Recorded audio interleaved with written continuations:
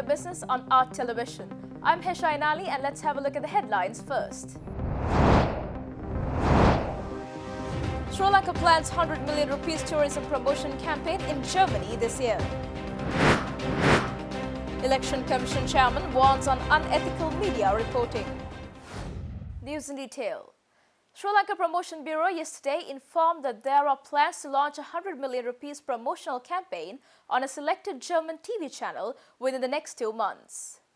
SLTBB Chairman Kishore Gomez says that this will be a great opportunity to promote Sri Lanka tourism in Germany. Gomez made these remarks while addressing the media in the presence of a high-powered delegation from Germany's tourism industry led by German Travel Association President Norbert Fiebig in Colombo yesterday. Fiebig also noted that DRV is looking forward to hold their destination forum in Sri Lanka next year, which will bring approximately 60 travel agents along with the number of One German Tourism Trade magazine in an effort to boost booking numbers from Germany. Since Sri Lanka had, beginning of this year, a very hard time due to the tourism attack, we felt that we need to support, and that is the reason why we are here, and that is because we believe there is much more potential for the future. Getting Germans to Sri Lanka, our intention is to support that and to make Sri Lanka as a tourism destination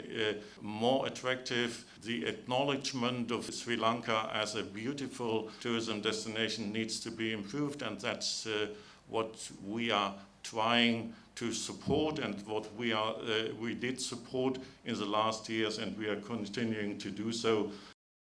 Addressing the same event, Chairman of Sri Lanka Tourism Promotion Bureau, Kishore Gomez noted that Sri Lanka had a desirable amount of German tourists coming to Sri Lanka till April, but it declined by 15.9% up to September this year due to security concerns raised after the Easter Sunday attacks. We have had 156, so growth recorded in 2018 over 2017 was 20%. Up to now, we have had 93,886,000 German tourists visiting the country. So obviously, we will not surpass last year's figure at this rate, given that we are just left with 2 months to go. But compared to the progress we have achieved in some other countries, I must say the progress we have achieved in Germany is better in relative terms. And in Germany, I was told this morning that there are 10,000 travel agents. So it's a huge market with 67,000 travel agents. Yeah. So that goes to show that industry is a huge one. Everyone is focusing on that industry. The Crystal Clinic opened the Elixir Clinic's first global franchise in Colombo last week at an event to mark the Wellness Titans' entry into Sri Lanka at Cinnamon Lakeside, Colombo. Founded in 2013 in London by registered nurses Akena Amoros and Nahi Armide, the Elixir Clinic is an international wellness clinic that is recognized as a global market leader in intravenous therapy. Currently operating across 6 locations between the United Kingdom and the United Arab Emirates, the brand has now made its debut into South Asia by selecting Crystal Clinic as a franchise partner, introducing to Sri Lanka their renowned whitehead drip infusions that have never before been offered in the country. This launch in Colombo is the first from Elixir Clinic's global expansion plan. The Elixir Clinic is renowned for its diverse selection of intravenous therapy treatments such as IV nutrient therapy designed to help clients rejuvenate, sustain long-term well-being and create beauty inside out. Stay tuned for more news right after this commercial break.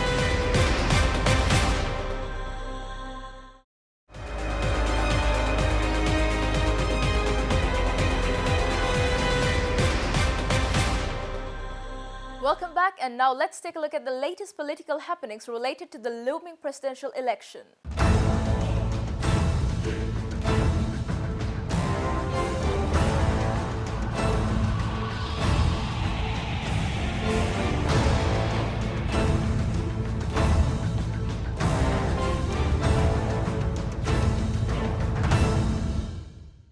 UPFA parliamentarian Faisal Mustafa states the fact that the majority Muslim leaders are in the United National Front doesn't mean that the entire Muslim community in Sri Lanka will vote for the NDF presidential candidate Sajid Premadasa. Addressing a media briefing in Colombo today morning, Mustafa also said that the SLPP presidential candidate Gotabaya Rajapaksa will ensure the national security of the country. National security is paramount for ethnic harmony. So if you cannot have national security, you can't take a country forward. As you know, Mr. Gotabaya Rajapaksa has a track record with regard to national security. And once national security is strengthened, national reconciliation, national harmony would be further strengthened. The fact that there are certain minority leaders on that side does not indicate that the minority communities are with the UNF. I strongly believe, as regards to the Muslim community has got wiser. The fact that there are majority of members of parliament supporting UNF does not in any way indicate that the Muslim community is with the UNF. As you know, last time there was a shift of the community even before there was a political shift. Therefore, I have seen it, I have witnessed it, and I share the sentiments of the community that we need a strong leader. And if you look at the political dimension of this country, people are sick of politicians. We need a technocrat or a bureaucrat. Brushing off opposition's party claims on current government's national security plan, Minister of Power, Energy and Business Development, Ravi Karunanayake asserts that the national security of the country will not be in havoc, especially when the new government under Sajith Premadasa will place Field Marshal Sarath Fonseca as the defence minister. Addressing an event in Colombo yesterday, Minister also assured that the country will not be divided or placed in federalism under their government. The next one is the national security of our country. I think there is no better person than Field Marshal Sarath Fonseca to answer on such things. As we have mentioned that he will be our defence minister. And I'm sure a person who led it to victory will ensure that he will protect it into the future as well. But I ask the question, the people that are posing the question on us that there will be a division in the country. We ran the country for 5 years. Has there been an iota of doubt in that area? They're asking that we'll ensure that we'll change the unitary state and bring federalism. So if we ran it for 5 years, the fear that existed would have been there in the 5 years if we want to do it. But it's non-existent in us. They think they are the only Sri Lankans in this country. We are also Sri Lankans, you're Sri Lankans. But the difference is, the United National Party believes every Sinhalese, Muslim, Burghers, Malays, Tamils are Sri Lankans. Not one community that has a right to live, but every community has a right to live in this country as our own motherland. And that's the difference between our two.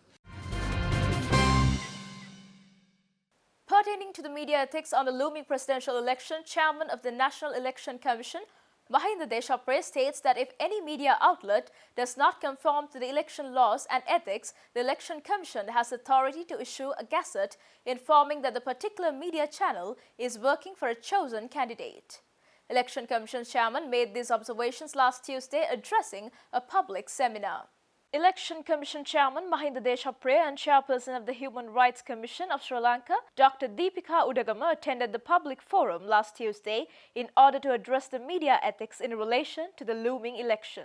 The event was attended by the heads of the media outlets and it was organized by the International Media Support. Addressing the event, Election Commission Chairman highlighted that media plays a pivotal role in the presidential election since it impacts on the voters' decision-making process when it comes to casting votes. Significantly, he stressed that the media outlets, whether it is government or private, should comply to the election ethics and laws, and if any media channel is biased towards one political candidate, the Commission has the power to issue a gazette informing that the media outlet is only carrying a particular candidate's news. මාධ්‍ය ආයතන entertainment කරනවා විතරක් කියන එකත් marketing කියන එකක් විතරක් නෙවෙයි. Media reporting does not only mean entertaining people and advertising. They are not only the modes of entertainment. Media should work to increase the literacy of the general mass. All what I want to say is that the fact of controlling the media or social media is a myth. Only dictators can do that. The Commission is not controlling the freedom of media. Moreover, in the recent meeting held with the political candidates, all of them agreed to these rules that media reporting should be unbiased.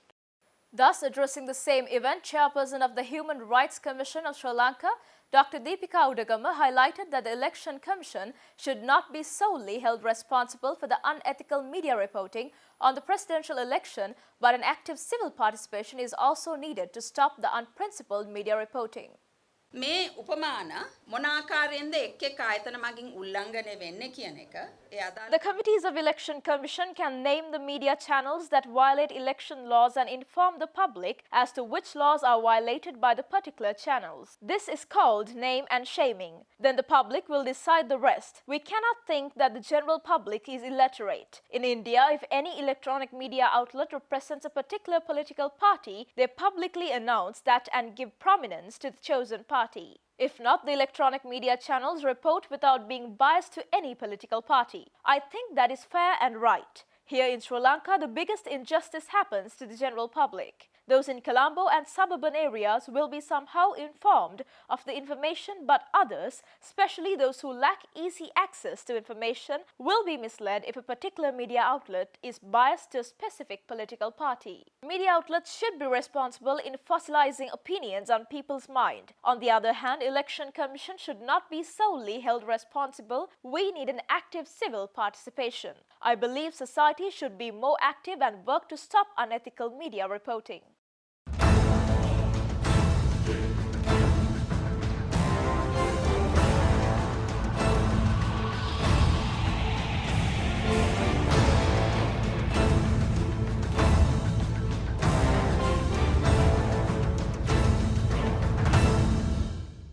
We will be bringing stock updates after this commercial break.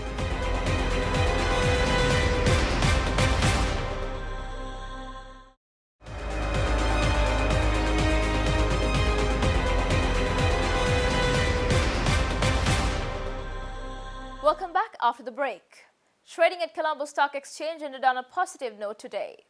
The all-share price index gained 27.94 points to close at 5,916.28, and the S&P SL20 gained 10.01 points to close at 2,932.36. The turnover was 731 million rupees and over 54 million shares were traded. Up next are forex rates.